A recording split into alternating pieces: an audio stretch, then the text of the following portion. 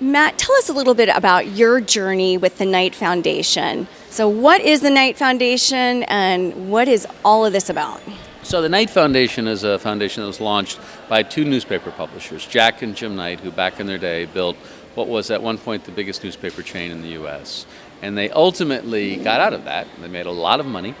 And to our great fortune, they chose to pour much of their fortune into creating what we know today as the Knight Foundation.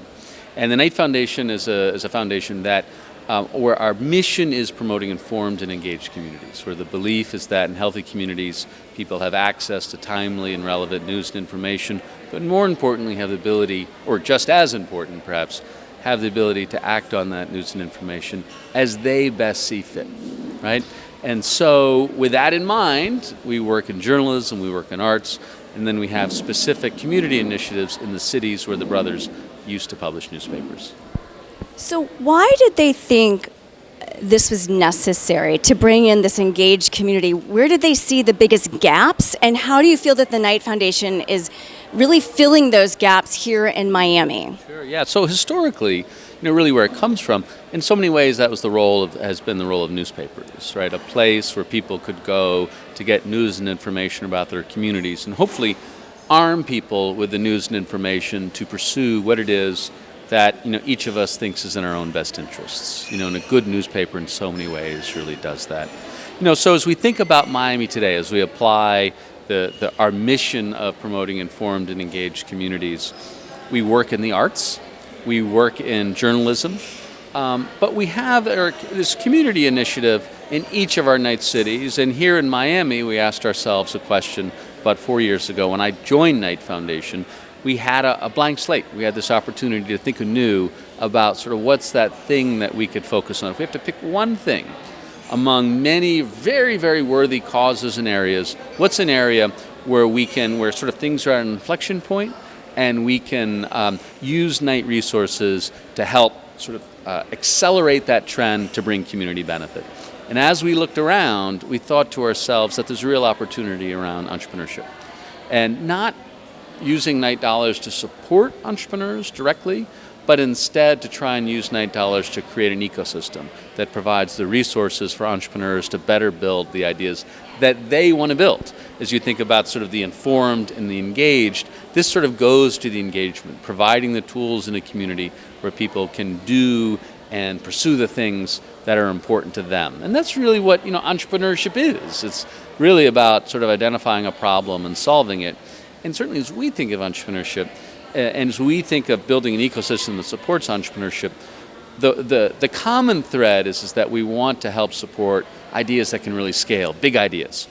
But it doesn't necessarily have to be for profit necessarily. It doesn't even have to be tech. I mean, there's been a lot of talk lately about how the growth of food entrepreneurs in mind, which are highly scalable ventures in many cases.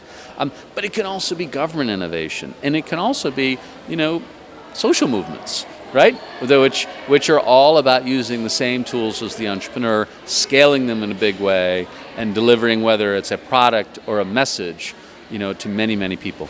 So what are some specific initiatives that you're most proud of, among so many, right? But what are some that really have your heartstrings? Yeah, so it was 4 years ago, this summer we're now here in summer of 2016, 4 years ago that we declared this new focus in entrepreneurship alongside our work in arts and journalism. And as we're sitting in one of the very first things we did, is to join with a group of other investors and help fund the launch of the Lab Miami. But in addition to that, as we think about an ecosystem, what are those pieces that go into an ecosystem? You're an entrepreneur, what are the different problems you want to solve? You need places to work. You need mentorship and counsel. You need access to funding. You want connection with entrepreneurs through events of different kinds. You want access to talent, learning opportunities. Those are all the things that are part of the entrepreneurial journey. So as you think of things like Emerge Americas and Black Tech Week and Miami Mini Maker Fair, those are all events that Knight funding. What was it? Miami Mini Maker Fair. You got Fair. it. Miami Mini Maker Fair, which is all about trying to help promote the maker community in Miami, 3D printing, laser cutting, etc., which is now in its third year. They've been drawing big crowds each year. So in any event, there is an example of events that we help provide seed funding to get off the ground, to allow for connection and learning and inspiration and building a sense of community. In terms of mentorship, things like Endeavor, which is there for entrepreneurs who are really ready to scale an idea, and Endeavor provides the access to funding and the mentorship to help do that. To efforts like Launch Code, which is all about trying to help create a pathway for people to get the tools that they need, the learnings that they need to have jobs in tech. Or things like the Idea Center at Miami-Dade College, which creates a center for entrepreneurship, for learning, for places to go to gain skills in the middle of the largest and most diverse campus-based college in the country. So those are examples of the different things. But it's really hard to pick favorites, right? We've made. There's so many. There are. I mean, we've made, in excess of over 170 grants of different shapes and sizes to try and be helpful in building the ecosystem. And what's terrific is that many others are doing it too. It's a collective effort. And we're all trying to add to what this ever-growing network that provides support for entrepreneurs to do and pursue the things that are important to them, which ultimately the bet is that's going to make for a much healthier community. So what about the big question on funding and the gaps perhaps in the angel funding circuit? So what have you seen develop over the last 4 years in terms of making that bridge between the innovator, the micro entrepreneur, the budding entrepreneur, and now the really optimal fast growth entrepreneur, and connecting with those funding sources? Yeah, I mean it's an evolving sort of journey, right? In any emerging startup community, funding is always going to be a challenge at the outset, and frankly, as you move along. I mean, there's no emerging startup communities immune from that, and so it's one of those things that we must grapple with. Now, our bet is that number one, that while there is an enormous wealth gap here, which is something we all have to be concerned about and work on every day in our own way to address, nevertheless, there is wealth here. Right? And so in terms of trying to create angel networks to help support early stage entrepreneurs to get early stage funding, we're doing that now. And that problem is beginning to get solved. If you're an early stage entrepreneur trying to get angel funding, you can get that in Miami. Right? Where the challenge begins to come in is when you then begin to sort of move up the chain, and whether you can get that support as you're growing. That next level VC funding, the bigger tranches. I mean, there aren't any sort of really large VCs that are based here. We have begun to see some homegrown ones that have launched here, which is terrific and a great start and very, very exciting. But all of that said is that over the last 4 years, we've seen a 4 to 5-fold increase in venture capital investment. Granted, starting from a very low base. Right? So, and relatively speaking, we're still much lower than many other places, and Silicon Valley remains sort of the center of venture capital investment. So are there any ongoing efforts to try to attract some new VC firms to come to Miami and kind of fill that gap? Is there anything that we should know about or something that we could keep our eye on for our entrepreneurs out there? Well, the point that I would underline in a big way is that we are seeing, though, entrepreneurs who are sort of moving on to those next stages, needing to raise money, and they're doing it, right? And they're doing it here. I mean, let's not lose sight of the fact that perhaps one of the best funded early stage startups in the world is based here in South Florida, right? Raised over $1 billion in funding.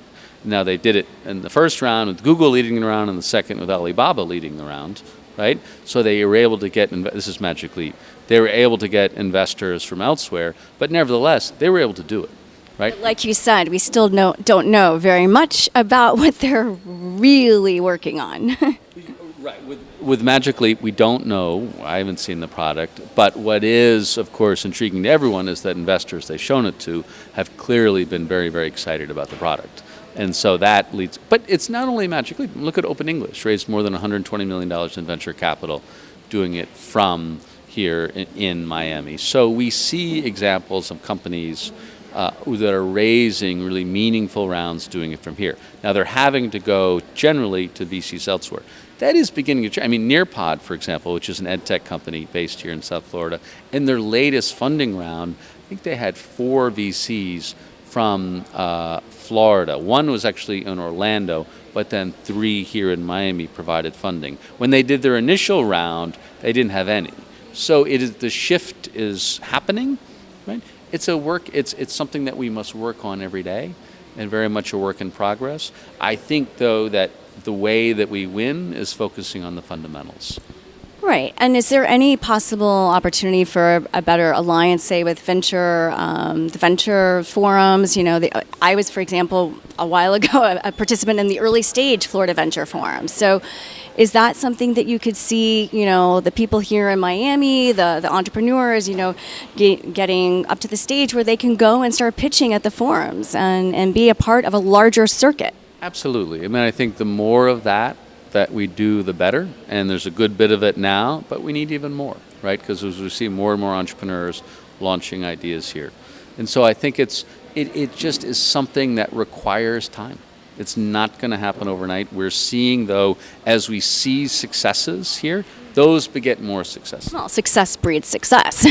It does, and particularly in the case of in this business of startup, an entrepreneurial ecosystem building, that as we work to build an environment, right, where entrepreneurs can get the support that they need, ultimately for it to work, is we need those successes. Now, I would argue that Miami South Florida has seen those successes before, but to me, to us, what's been lacking is we didn't have that ecosystem to capture the ripple effects of that, right? We didn't have that environment where a successful entrepreneur with a terrific exit sort of had an environment where they could easily plug back into to invest in and mentor that next entrepreneur coming up. And that is sort of that's the great prize that we're after, is creating that pay-it-forward network, an environment where people have the resources to become stars, but not only that, to then become funders and mentors of the next group coming up.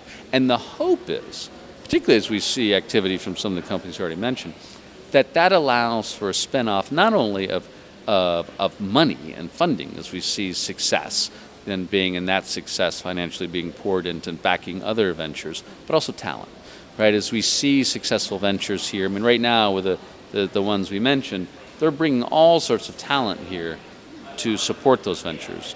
The hope is that, that we'll see spin-offs from that talent, of that talent launching other ventures. And if they see an ecosystem here that is appealing, one they want to be a part of, then that can result in then launching, other ventures of other kinds. I mean, let's not forget. I mean, Roni Abovitz of Magic Leap, he had built $1 billion business before Magic Leap. He had a Mako Surgical and had an enormous exit, and now he's turned around and launched Magic Leap, doing all of that in South Florida. We want to replicate that over and over again. Sounds like a good plan.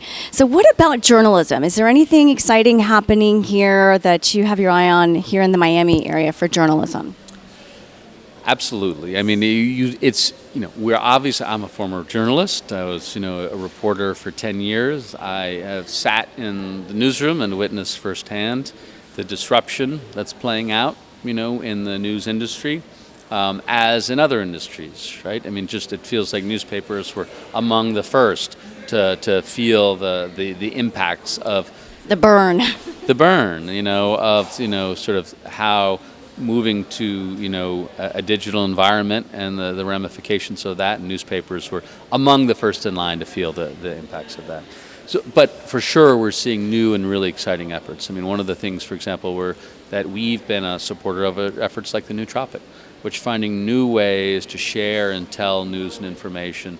Now, obviously, primarily through a digital means, but also through community engagement, right? It's about actually connecting people and thinking about our communities in new and different ways, which makes for those who are used to the newspaper and sort of a singular primary source of news and information, we're in a change now. Now we have multiple places we go, right? It's becoming very, very fractured.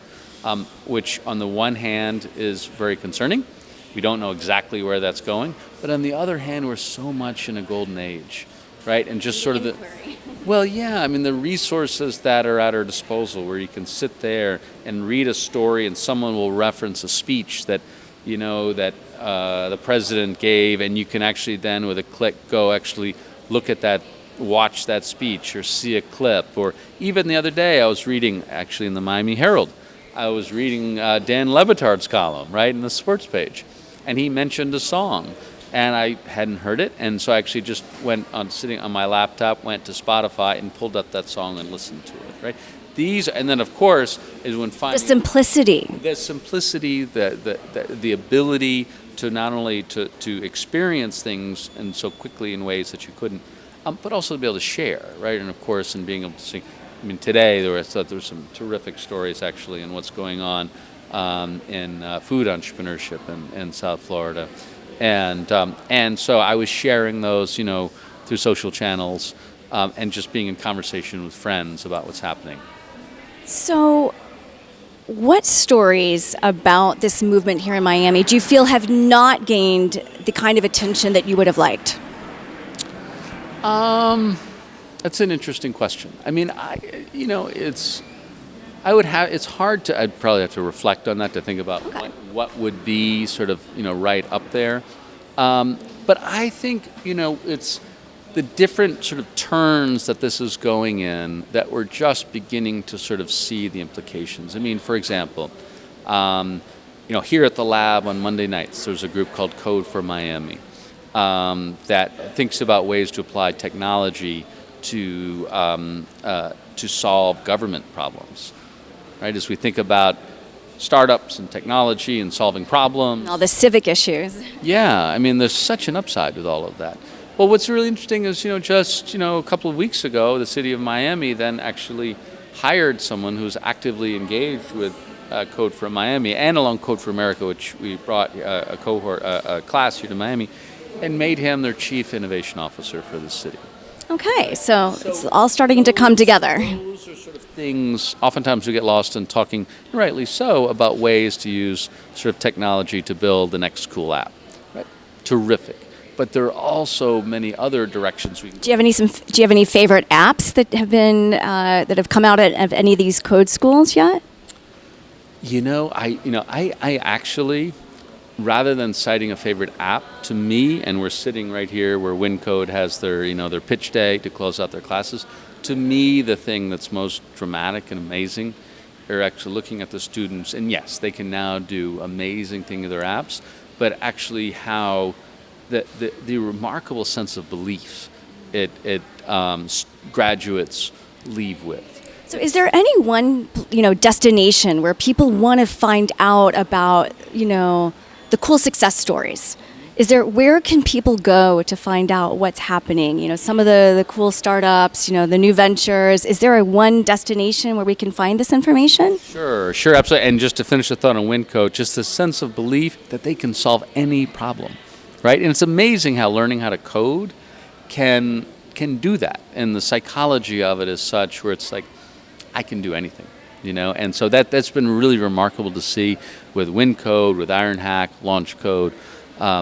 But in terms of the places that I go to get news, obviously the first place I turn is the Starting Gate in Nancy Dahlberg. I mean, the way she's covered what's happening here in the startup community, I think has really been remarkable and admirable and sort of shedding light on all that's happening. But I think in addition, and we actually funded something called the Startup.Miami, at Startup.Miami, a guide in the nootropic, trying to show where these different resources are for entrepreneurs, because all this is so new, right? Virtually all of this wasn't here 3 years ago. And so while we hope that people are sharing in different ways, we'll find out about it, we got enough feedback to say, hey, we should try and create some central places. And it doesn't have to be just one, there can be many or several to try and be helpful. So that's one that I'd recommend. But the biggest thing, I think, is engage. We have multiple events that are going on, through every week, right? I mean, as we see, there's so many. You can get dizzy just looking at the agenda. Yeah, I mean, just here tonight, there are several. And I would, for those who are interested, what I would encourage is just sort of getting out there, looking around, talking to people, beginning to experiment, because I think there's no substitute for just sort of being in the thick of it. Thank you so much, Matt. I appreciate your time today. Thank you.